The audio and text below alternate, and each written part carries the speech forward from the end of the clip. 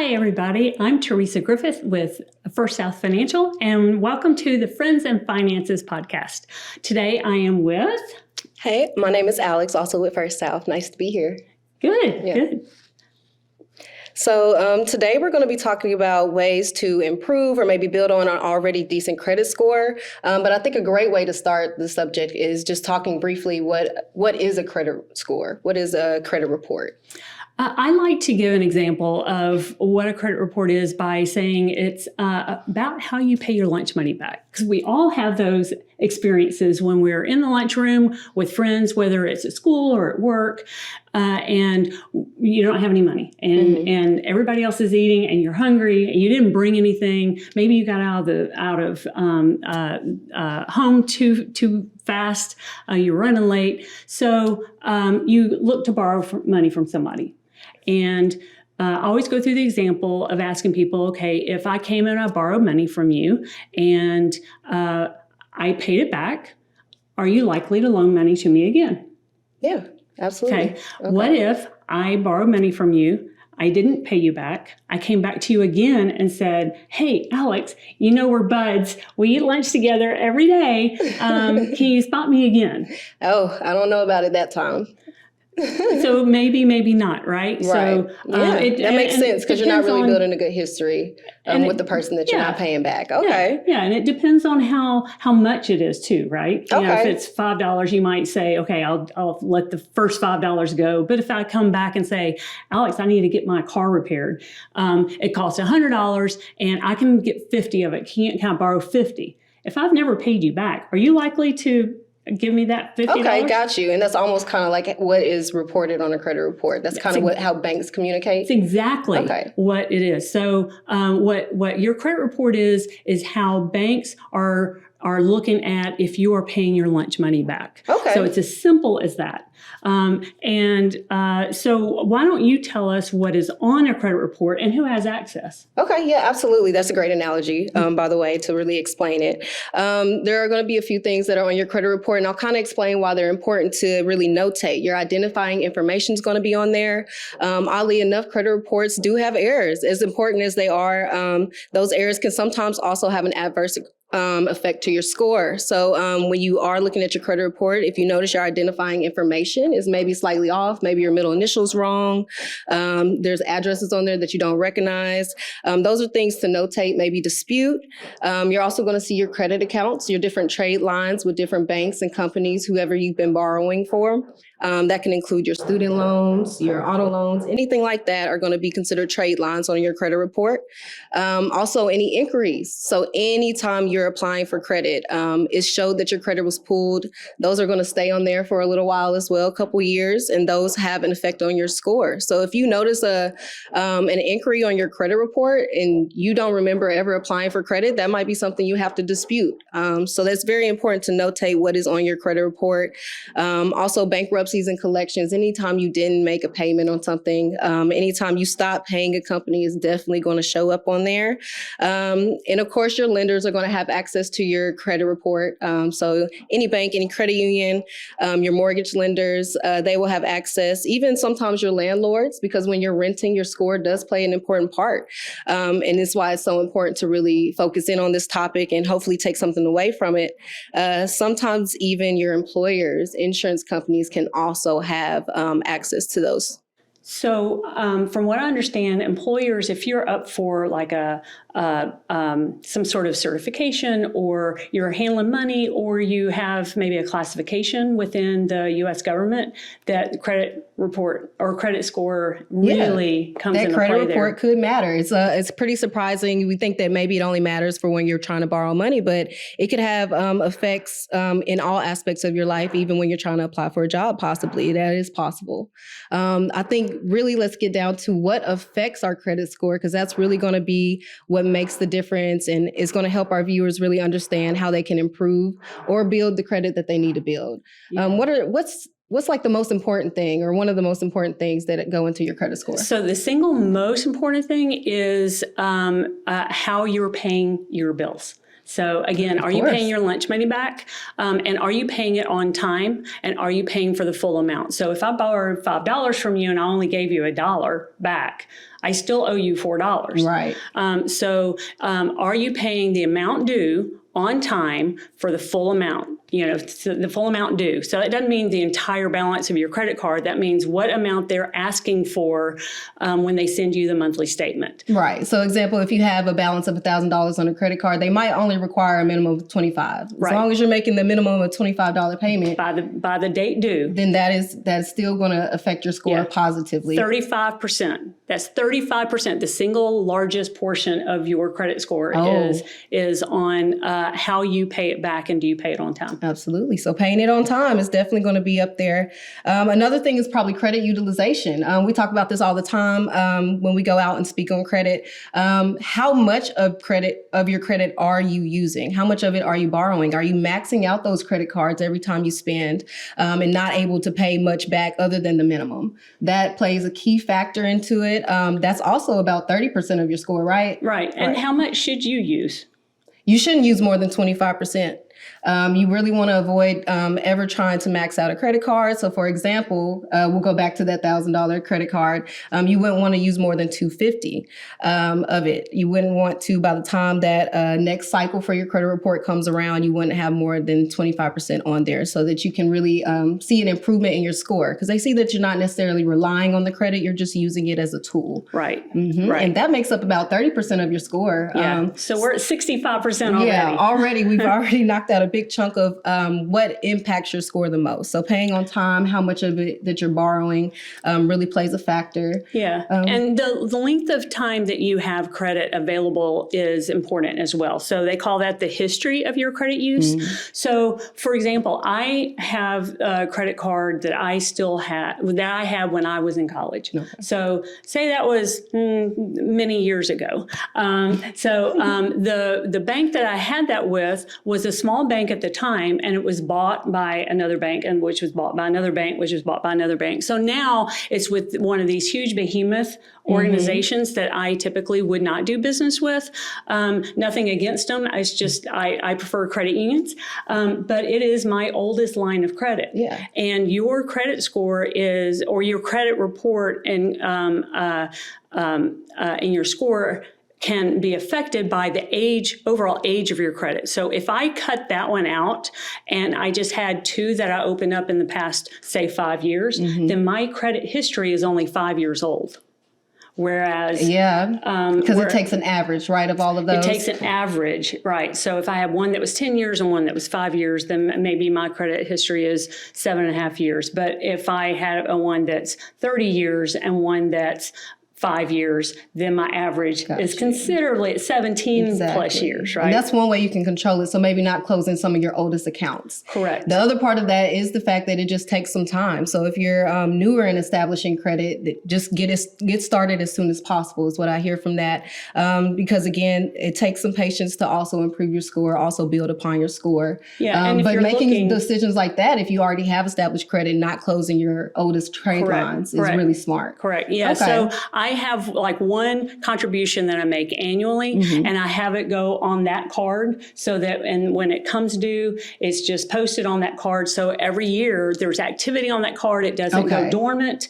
And it shows that card is active, and also keep kind of a lower a credit limit on there as well. Yeah, absolutely. That makes a lot of sense. So of course your history of credit use, and then another thing is going to be your credit mix. So diversity in what is on your credit report.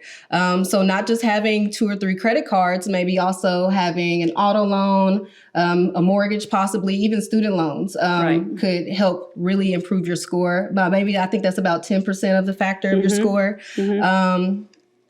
And being able to have that diversity and show that you can pay different types of loans off. Yes. Yeah. It's really good to have at least a credit card and an installment loan. So as those drop off, like my mortgage dropped off. And so and now that would be an installment loan? That's an installment loan. And so once that dropped off, my score took a little bit of a dip, but because now I only have credit cards on there. So, so it can affect. And the last last 10% is inquiries. So can you talk a little bit about inquiries? Yes, I mentioned it a little bit in the beginning. So that's when you're applying for credit. Of course, there are actually two types of inquiries. So you have your soft inquiries. That might be when you're possibly getting a promotion. Maybe you've seen something in the mail from a credit card company saying you qualify for 0% interest or anything like that. They probably did more like a soft inquiry. So something that doesn't actually affect your credit score, making it go down. But the hard inquiries, when you're actually applying for credit, that is definitely going to affect your score. So you don't want to go into, for example, every single store that's offering you a 10% discount, $20 off your purchase, and just sign up for a credit card. You don't want to necessarily go in there and do that every time, because that is going to affect your score. Those stay on your credit report for 2 years. So they don't just disappear just because you've been making some on-time payments. They're on there for 2 years. It's recommended that you don't have more than 2 or 3 within those 2 years. I think about the only exception would probably be when you're maybe shopping for an auto loan.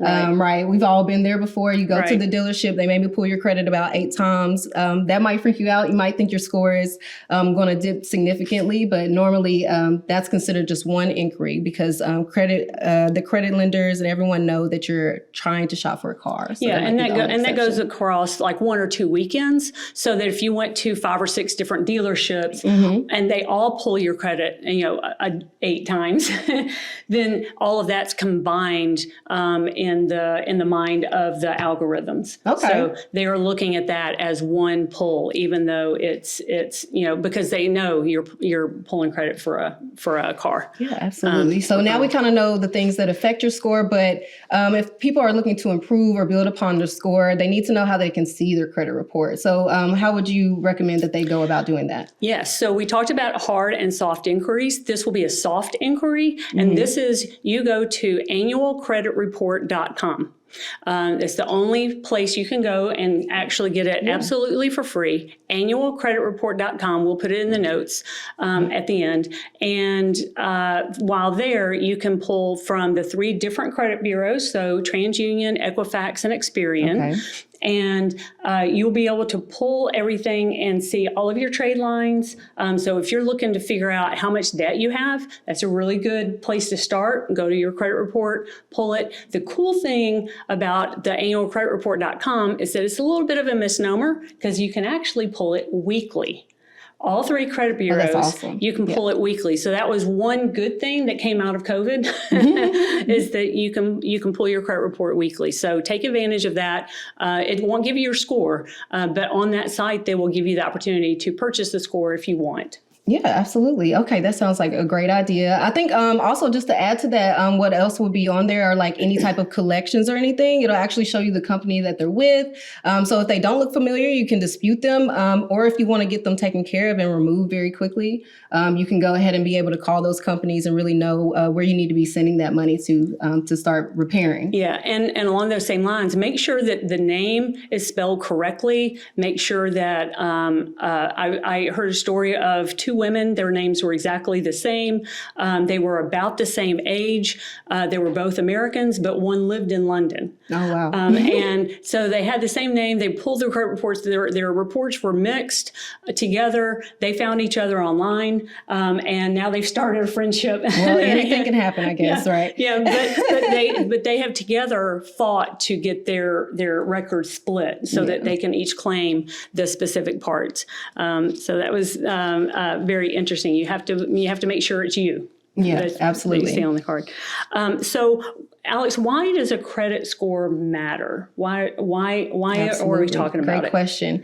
Yeah, so a credit score is going to matter because honestly, it could save you, it could be a matter of thousands of dollars that it could be saving you over years of time. For example, with auto loans in itself, your credit score being in a certain range could get you a better interest rate in the long run. So when you do have to go get a new car, which a lot of us do rely on driving a vehicle and possibly having to get a loan for that, For example, if you go to myfico.com, you can actually put in the information for, say you're trying to purchase a $25,000 car.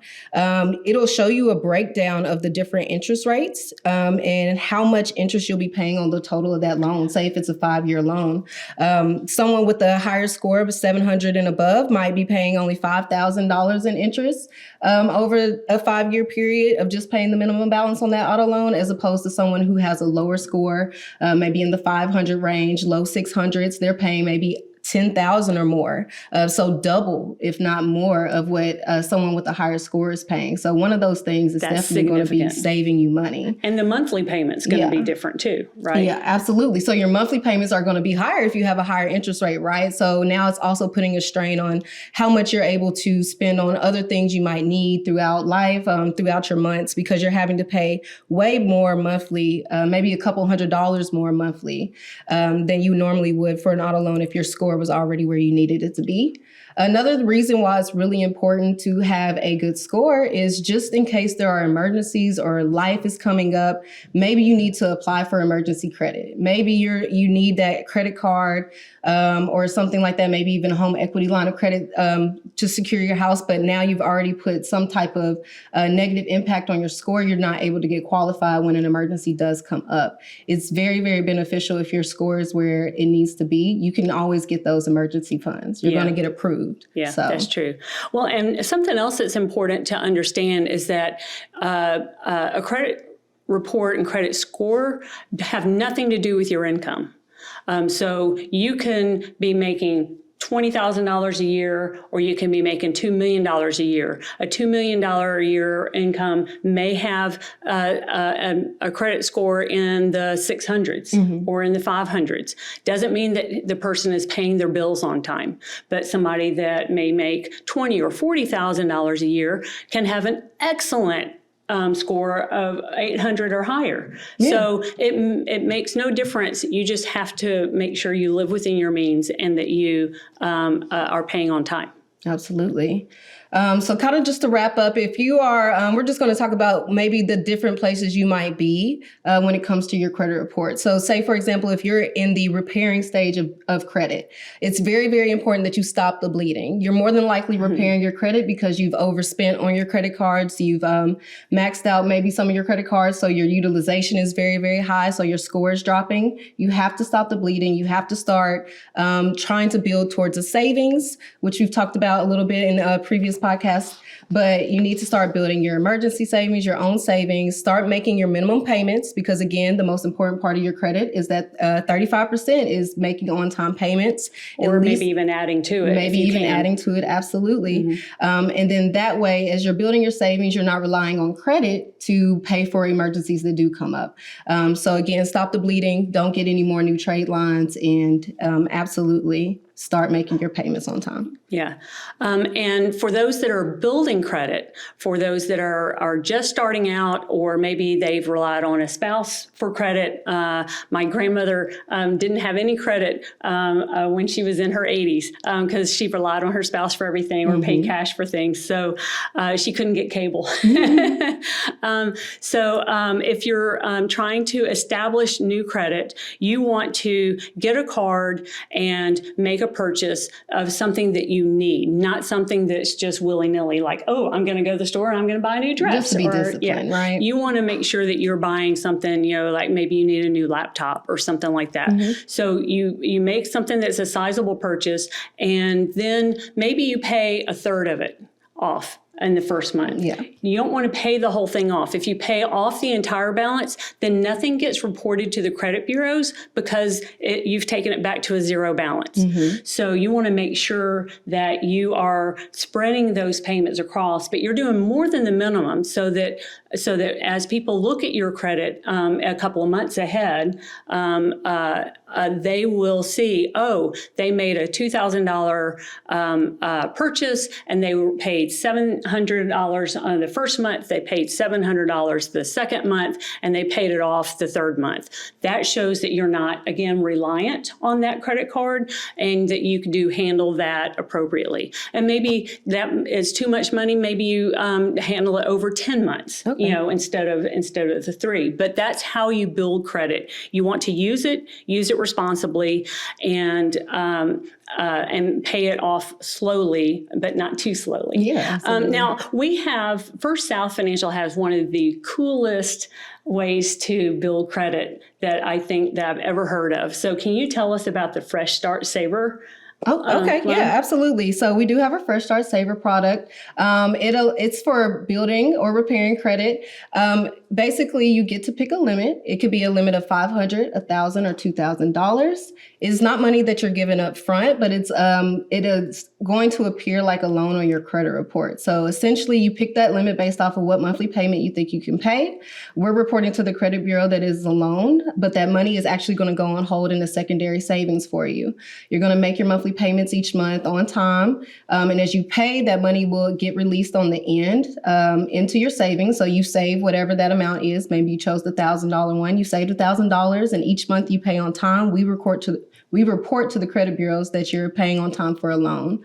Another good thing about it is that, say for some reason life happens, you're not working and you can't make those monthly payments anymore, we never report missed payments. We just close the loan out as paid in full and release whatever you did pay into it. So yeah, it's an absolutely great credit building product. Yeah, that's fantastic. And it's an installment loan. So if you have a credit card that you're trying to build your credit, and then you add this to it, which is an installment loan, you've got both. So your credit mix is good. Yeah, absolutely. Yeah. Well, Alex, it's been such a pleasure talking with you about credit today. Yes, it was a lot of information, hopefully a lot of helpful tips, whether you're improving, building, or trying to repair. Hopefully you were able to take something away from this today. And we've got some information. Just follow that QR code that you see either on the screen or in our notes, and you'll be able to get some information directly from us. Absolutely. Thank you. Thank you.